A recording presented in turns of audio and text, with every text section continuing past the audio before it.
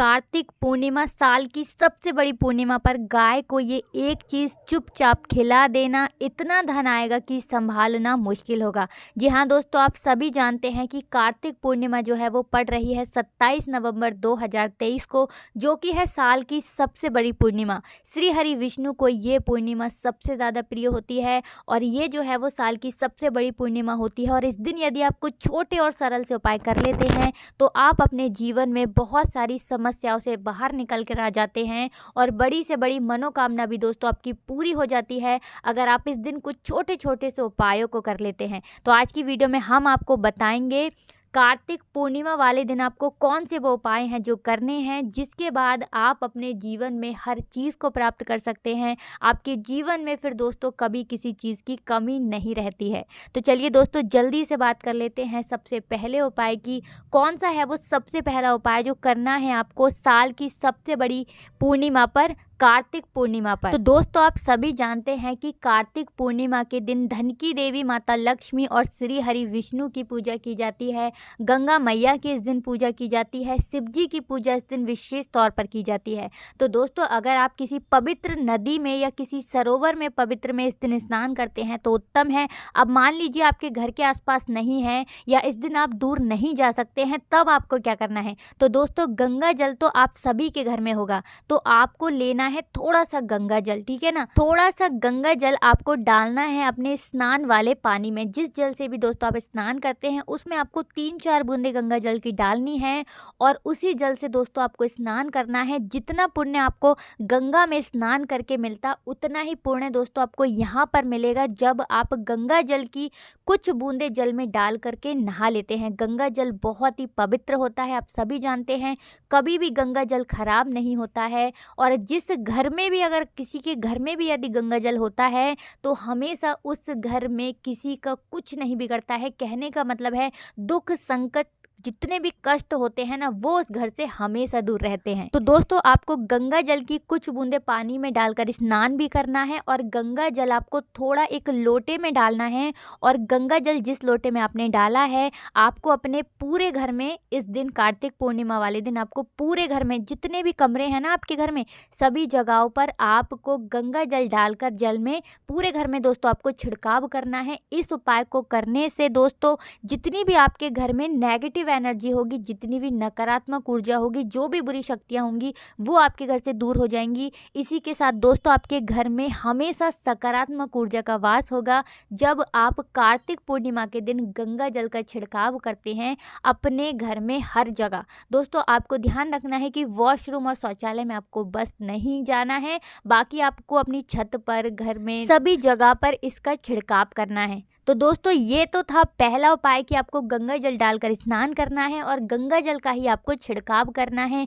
इस उपाय को करने से आपके घर में हमेशा सकारात्मक ऊर्जा रहती है और जब आप स्नान करते हैं तो आपको इसका कई गुना फल प्राप्त होता है। जो आपको पवित्र नदी में स्नान करके मिलता, वही दोस्तों आपको यहाँ पर मिलता है। तो चलिए दोस्तों अब जल्दी से बात कर लेते हैं दूसरे उपाय की। कौन सा है वो दूसरा उपाय जो आपको करना है कार्तिक की पूर्णिमा वाले दिन। तो दोस्तों ये जो उपाय हम आपको अब बताने जा रहे हैं, दूसरा ये है आपके जीवन में धन की कमी को दूर करने वाला उपाय। मान लीजिए आपके जीवन में दोस्तों अगर धन से जुड़ी समस्याएं बहुत ज़्यादा आती हैं, कुछ ना कुछ ऐसा होता है आपके साथ कि आपका जो धन है वो जुड़ नहीं पाता है, इकट्ठा आप उसे नहीं कर पाते हैं, या बहुत मेहनत करने के बाद भी दोस्तों आपको इतना मुनाफा नहीं हो रहा है, इतनी बचत नहीं हो रही है जितनी बचत आप करना चाहते हैं। कोई व्यापार करते हैं वो इतना अच्छा नहीं चल रहा है जितनी आप मेहनत कर रहे हैं।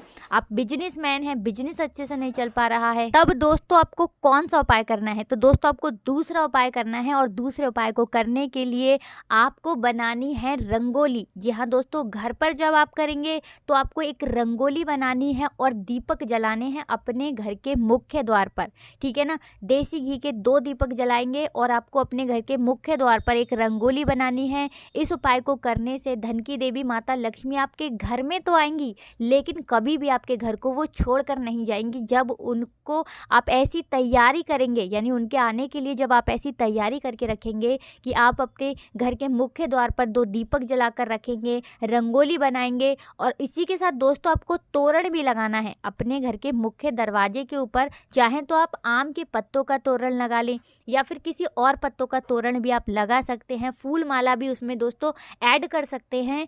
इस उपाय को करने से माता लक्ष्मी आपके घर में तो आती हैं, मगर आपके दोस्तों घर को वो छोड़कर नहीं जाती हैं। फिर जब आप ये वाला उपाय करते हैं कार्तिक पूर्णिमा के दिन, आप सभी जानते हैं कि कार्तिक की जो पूर्णिमा है इसका बहुत ही ज़्यादा महत्व होता है, और कार्तिक के महीने में ही धन की देवी माता लक्ष्मी धरती पर भ्रमण करती हैं। श्री हरि विष्णु को ये महीना सबसे ज़्यादा प्रिय होता है, आप सभी जानते हैं। तो दोस्तों अगर आप व्यापारी हैं, बिजनेसमैन हैं, तो दुकान पर कैसे करना है? तो दोस्तों दुकान पर आपको ये करना है कि अपनी दुकान के ऊपर आपको तोरण लगाना है। चाहे तो आप आम के पत्तों का लगा लीजिए, या फिर आप दोस्तों माला जो होती है ना पीले फूल की, कोई भी पीला फूल आप ले सकते हैं। गेंदा हो गया, गेंदे की आप माला बना सकते हैं, उसके अंदर आम के पत्ते जोड़ करके वो तोरण आप अपनी दुकान पर लगाएं। आपकी दुकान पर माता लक्ष्मी आएंगी और हमेशा आपका व्यापार जो है वो बहुत अच्छे से चलेगा। कभी भी आपको अपने जीवन में धन से जुड़ी समस्याओं का सामना करना ही नहीं पड़ता है, जो लोग कर लेते हैं इस उपाय को कार्तिक की पूर्णिमा के दिन। दोस्तों एक चीज़ आप हमेशा ध्यान रखें कि कार्तिक पूर्णिमा जिस दिन होती है, या कोई भी साल की पूर्णिमा जिस दिन होती है, उस दिन कभी भी आपको लड़ाई झगड़ा नहीं करना है, क्योंकि जिस घर में लड़ाई झगड़ा होता है वहाँ पर कभी भी देवी देवता वास नहीं करते हैं, माता लक्ष्मी कभी उस घर में नहीं आती हैं।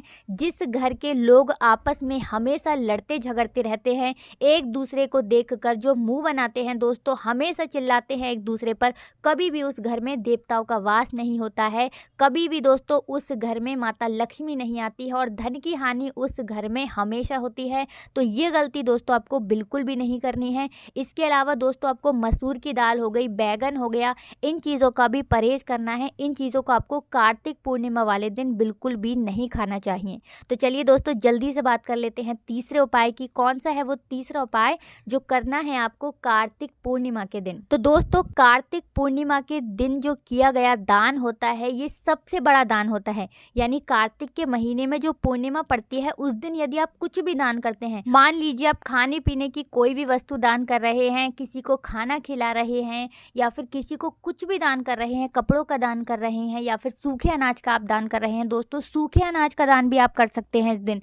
तो कुछ भी दान करें, लेकिन दोस्तों आपको चाहे थोड़ा दान करें, जितनी आपकी सामर्थ्य है ना उतना आप दान करें, लेकिन आपको कार्तिक पूर्णिमा के दिन दान ज़रूर करना चाहिए, क्योंकि पूरे साल में सबसे बड़ा जो दान होता है वो होता है कार्तिक पूर्णिमा के दिन। यानी कार्तिक पूर्णिमा के दिन जब आप दान करते हो तो जितना आप दान करते हो उसका कई गुना बढ़ करके दान आपको देते हैं, और कभी भी आपके जीवन में किसी भी चीज़ की कमी नहीं होती है। तो दोस्तों इस दिन यदि आपके घर पर भी कोई आ जाता है, कुछ भी खाने पीने, या कोई भी ज़रूरतमंद व्यक्ति आपके घर पर आपके दरवाजे पर आता है, तो कार्तिक पूर्णिमा के दिन कभी भी आप उसे खाली हाथ ना जाने दें। जितना आपसे हो सकता है, जितना आपसे बनता है, उतना आप अपनी सामर्थ्य के अनुसार ज़रूर करें। उस व्यक्ति की मदद ज़रूर करें जो आपके दरवाजे पर आया है कार्तिक पूर्णिमा के दिन।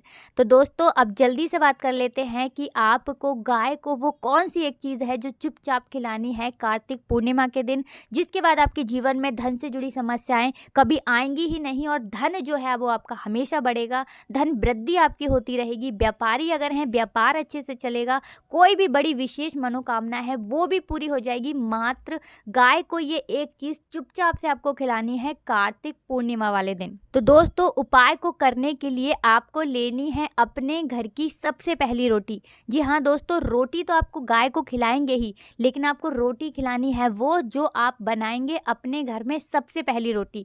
आटे के अंदर दोस्तों बिल्कुल भी नमक नहीं होना चाहिए, ठीक है ना। अब जो रोटी आपने बनाई है अपने घर में सबसे पहले, उसके ऊपर दोस्तों आपको हल्का सा बिल्कुल नाम मात्र के लिए उसके ऊपर आपको लगाना है घी, ठीक है ना। देसी घी लगाना है, शुद्ध वाला, और आपको डालनी है उस पर थोड़ी सी हल्दी, जी हाँ दोस्तों, थोड़ी सी हल्दी आप डालेंगे और उसके बाद दोस्तों आपको रखना है उसके ऊपर गुड़। तो गुड़ रख लिया दोस्तों आपने। गुड़ रखने के बाद आपको क्या करना है, उस रोटी को करना है बंद और जाना है आपको गौ माता के पास।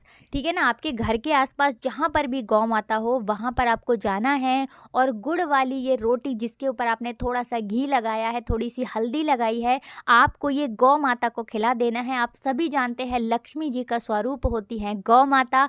33 करोड़ देवी देवताओं का वास होता है गौ माता के अंदर। और कोई भी अगर बड़ी विशेष मनोकामना है दोस्तों, तो रोटी जब आप खिलाएंगे गौ माता को, उनके माथे पर हाथ रख करके आपको अपनी प्रार्थना कह देनी है, बोल देनी है।